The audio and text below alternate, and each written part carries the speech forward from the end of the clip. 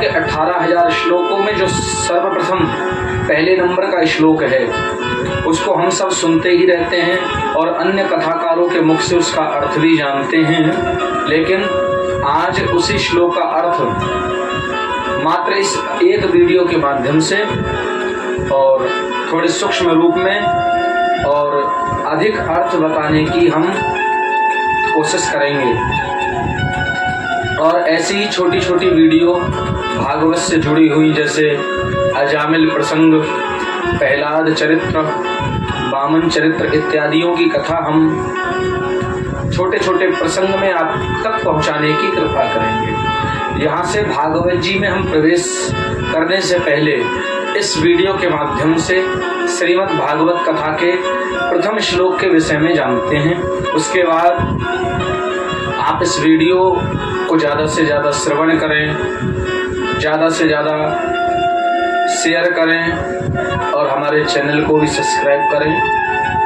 इसी प्रकार की अन्य वीडियो, जैसा कि अभी हमने आपको बताया, भागवत में जितने भी चरित्र हैं उन चरित्रों को अलग अलग वीडियो के माध्यम से आप तक पहुंचाने की कोशिश हमारी जारी रहेगी। इसलिए आप हमारे चैनल से जुड़े रहें। बोल भागवत भगवान की जय।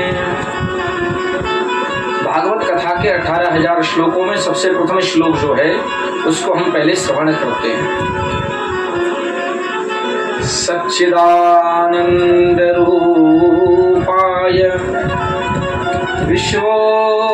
विश्वोत्पत्त्यादि हेतवे तापत्रय विनाशाय श्री कृष्णाय वयं नमः। ये भागवत कथा का महात्मा का प्रथम श्लोक है। इस पे प्रकाश डालते हैं। आइए चलते हैं। सच्चिदानंद रूपाय, भागवत सच्चिदानंद से प्रारंभ होती है। और ये सच्चिदानंद क्या है? सच्चिदानंद 3 शब्दों को मिलकर के बनता है। सत्य घन, चित्त घन, आनंद घन बराबर सच्चिदानंद। सच्चिदानंद रूपाय, इसमें भगवान के रूप की वर्णन किया गया है। भगवान का रूप कैसा है? तो सच्चिदानंद रूपाय, भगवान का रूप है सत्य, और भगवान का रूप है चित्त, और भगवान का रूप है आनंद बराबर सत्य चित्त आनंद सच्चिदानंद। पहला रूप भगवान का सत्य बताया। ये सत्य क्या है? सत्य को कई प्रकार से हम समझ सकते हैं। जैसे साधारण भाषा में हम बताने का प्रयास करें तो सत्य माने होता है अविनाशी। अविनाशी किसे कहते हैं? अविनाशी जिसका कभी नाश ना हो, जो वस्तु पहले थी, जो वस्तु अब है और जो वस्तु हमेशा रहेगी, उसको अविनाशी कहते हैं। अर्थात भगवान का पहला रूप सत्य है। सत्य था, सत्य है, और मर जाने के बाद भी क्या बचेगा? राम नाम सत्य है। मर जाएंगे तो भी लोग यही गाएंगे। इसका मतलब है भगवान थे, भगवान हैं और भगवान रहेंगे। इसका ये भाव है। इसलिए भगवान का पहला रूप सत्य है और सबसे बड़ी पूजा भी सत्य है। धर्म ना दूसर सत्य समाना, तुलसीदास जी इसलिए रामचरितमानस में कहते हैं सबसे बड़ा धर्म यदि कोई है तो वो है सत्य बोलना। इसके बराबर दूसरा कोई धर्म नहीं है। सत्य बोलना सबसे बड़ा धर्म है, इसलिए सत्य बोलें। लेकिन किसी दूसरे की जान बच रही है हमारे झूठ बोलने से, तो वहाँ झूठ बोलें।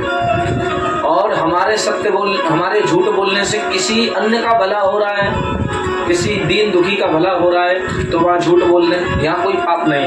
लेकिन निजी स्वार्थ के लिए, अपने कल्याण के हित के लिए यदि हम झूठ का सहारा ले रहे हैं तो ये घृण्य अपराध और पाप की श्रेणी में आता है। हमारा भला तो ठाकुर जी करेंगे, हमें दूसरे का भला करना है। और सत्य का साथ दोगे तो हमेशा भगवान के निकट रहोगे, क्योंकि भगवान ही सत्य हैं। और सत्यम बुर्यात प्रियम बुर्यात, सत्य भी बोलना है तो ऐसा बोलना है तो किसी को बुरा ना लगे, सत्य भी प्रिय बोलना है। तो इसलिए सत्य का हमेशा साथ दीजिए और सत्य बोलिए, झूठ नहीं बोलिए। इसलिए भगवान का पहला रूप क्या है? सत्य। अच्छा, भगवान का दूसरा रूप है चित्त। चित्त माने भी अनेक अर्थ होते हैं। चित्त माने होता है प्रकाश, और चित्त माने होता है शरीर। ठेठ गांव की भाषा में यदि देखे जाए तो चित्त माने शरीर, और शास्त्र की दृष्टि से देखा जाए तो चित्त माने प्रकाश। अच्छा, दोनों ही भाव को हम समझने का प्रयास करेंगे। पहले समझते हैं चित्त माने चित्त, चित्त माने शरीर। ये गांव की भाषा में लोग शरीर को चित्त बोलते हैं। ये हमें चित्त क्यों मिला? भगवान के इस श्लोक का दूसरा अर्थ है चित्त शब्द, दूसरा अर्थ चित्त, सत्य चित्त। भगवान का एक रूप चित्त भी है। चित्त माने शरीर, और ये शरीर ही भगवान का रूप है। ये समझने का प्रयास करें। चित्त माने शरीर, और चित्त ही भगवान का दूसरा रूप है, यानी शरीर ही भगवान का दूसरा रूप है, मनुष्य शरीर। हमें ये चित्त क्यों मिला, अर्थात ये शरीर क्यों मिला? हमें ये चित्त चिंतन करने के लिए मिला है ठाकुर जी का। हमें चित्त से भगवान का चिंतन करना है। अच्छा, हम क्या कर बैठते हैं? हम चित्त से चिंता करते हैं। अपने शरीर से हम व्यर्थ की चिंताओं में फंसे रहते हैं। आज ये कैसे होगा, आज ये कैसे होगा, आज फलाना आएगा जिससे कर्जा लिया है, कर्जा कहाँ से लेंगे, कहाँ चले जाएं। तो ये चिंता है। इसलिए भैया ये चित्त मिला है चिंतन के लिए, और हम चिंता कर बैठे। चिंतन करोगे तो चिंता स्वतः मिट जाएगी, पर चिंतन करो तो सही। भगवान का चिंतन करना पड़ेगा। अच्छा, कब तक करें? कब तक चिंतन करना है? चिंतन माने भगवान का नाम जपना पड़ेगा। कब तक जपना है भगवान का नाम? तो सुनिए, राम राम रटते रहो जब तक घट में प्राण, कभी तो दीन दयाल के भनक पड़ेगी कान। कब तक रटें? बोले रटते रहो, ये जीवन ही इसलिए मिला है।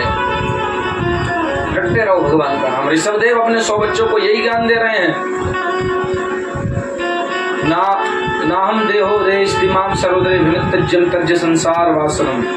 ऋषभदेव अपने बच्चों को यही ज्ञान दे रहे हैं। ये शरीर क्यों मिला है? बोले चिंतन करने के लिए, और चिंतन ही भगवान का दूसरा रूप है। चिंतन करोगे तो चिंता से मुक्त रहोगे और भगवान के निकट पहुंच जाओगे, क्योंकि चिंतन ही भगवान का दूसरा रूप है। चित्त से चिंतन करो। अच्छा, चित्त का दूसरा अर्थ क्या है? चित्त का शास्त्रोक्त अर्थ है भक्त प्रकाश। चित्त का दूसरा अर्थ प्रकाश। भगवान के निकट जाओगे तो प्रकाश बढ़ेगा। प्रकाश माने चित्त, चित्त माने प्रकाश। भगवान का दूसरा रूप चित्त है, चित्त माने प्रकाश होता है। भगवान की शरण में जाओगे तो प्रकाश की ओर जाओगे।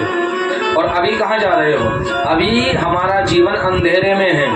अभी काल के गाल में हमारा जीवन है। काल ब्याल मुखग्रास त्रास निर्णास हे तवे। अभी काल के गाल में हम फंसे हुए हैं, लेकिन कली काल से मुक्त होना चाहते हो तो हमें प्रकाश की आवश्यकता पड़ेगी, और प्रकाश है चित्त। चित्त माने भगवान। यदि अपने जीवन में आगे का मार्ग देखना चाहते हो तो आगे के मार्ग देखने के लिए प्रकाश चाहिए, और प्रकाश ही भगवान का दूसरा रूप चित्त है। इसलिए भी भगवान का चिंतन अवश्य है, इसलिए भी भगवान की शरणागति और भगवान का निकटतम संबंध बहुत जरूरी है। इसलिए भगवान के निकट रहो। तीसरा रूप भगवान का क्या है? तीसरा रूप है आनंद। अच्छा, आनंद किसे कहते हैं? जैसे मानिए हम किसी शादी में गए और हमने रसगुल्ला खाया, वाह जी आज तो मजा आ गया, तो इसको मजा कहते हैं। मजा उसे कहते हैं, सुख उसे कहते हैं जो आया और चला गया, वो सुख है, वो मजा है। और आनंद किसे कहते हैं? जो आ जाए एक बार और जीवन में कभी ना जाए, वो आनंद है। और आनंद ही हमारे ठाकुर जी का तीसरा नाम है। इसलिए ब्रज के अंदर जब कन्हैया का अवतरण हुआ तो ब्रजवासियों ने ये नहीं गाया कि नंद के कृष्ण भयो जय कन्हैया लाल की। क्या गाया? नंद के आनंद भयो जय कन्हैया लाल की। क्या गाया? नंद के आनंद भयो। क्यों? क्योंकि कन्हैया का अवतरण हुआ है और कन्हैया ही आनंद का रूप है। और यही बात तुलसीदास जी रामचरितमानस में कह रहे हैं, जो आनंद सिंधु सुख राशि। राम जी का अवतरण में तुलसीदास जी ने गाया कि आज दशरथ के आंगन में आनंद स्वरूप भगवान प्रकट हुए हैं। और यही नंद बाबा के आंगन में जब कृष्ण हुए तब भी यही ब्रजवासियों ने गाया, आनंद के आनंद भयो। और भगवान का तीसरा रूप आनंद है। भगवान की शरण में आओगे तो क्या मिलेगा? आनंद। और आनंद किसे कहते हैं? एक बार जो आ जाए वो कभी ना जाए, वो आनंद है।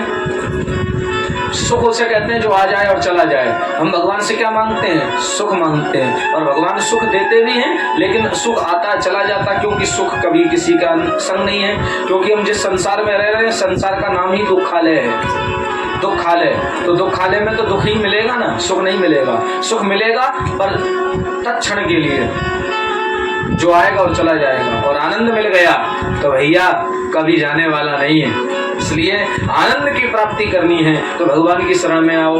भगवान की शरण में जो आ गया वो आनंदमय हो जाता है, उसको आनंद की प्राप्ति हो जाती है।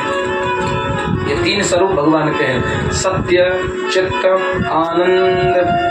सत्य बोलोगे तो भी भगवान की प्राप्ति होगी, चित्त से चिंतन करोगे तो भी भगवान की प्राप्ति होगी, और भगवान की शरण में जाओगे भगवान की प्राप्ति हो जाएगी। तो हमेशा आनंद में रहोगे, फिर कोई चिंता नहीं, कोई टेंशन नहीं, कोई व्यवहार नहीं, कोई विचार नहीं, कुछ नहीं, आनंद में रहोगे। यही मलुकदास जी कहते हैं, अजगर करे न चाकरी, पंछी करे न काम, दास मलुका कह गए सबके दाता राम। जो भगवान की शरणागति में आ जाता है उसके दास, वो व्यक्ति जो दास बन जाता है उसके स्वामी भगवान बन जाते हैं। और फिर उसको किसी कार्य की आवश्यकता नहीं है। कर्म तो करना पड़ेगा लेकिन चिंता करने की आवश्यकता नहीं है, क्योंकि चिंता करेंगे नारायण यदि हम भगवान के भक्त हैं तो। ये तीन स्वरूप भगवान के हैं, सच्चिदानंद रूपाय। करते क्या है भगवान? विश्वोत्पत्त्यादि हेतवे, विश्व की उत्पत्ति करते हैं ठाकुर जी। विश्वोत्पत्त्यादि हेतवे, विश्व की उत्पत्ति।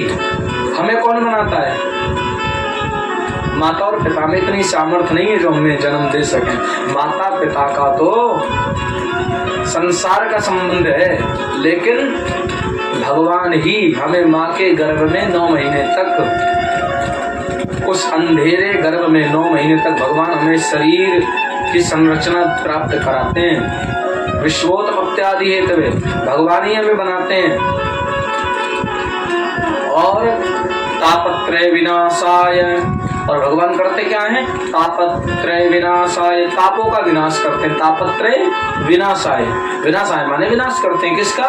तापों का। ताप माने होता है दुख, भगवान दुखों का विनाश करते हैं। दैहिक दैविक भौतिक तापा राम राज काव्य नहीं व्यापा।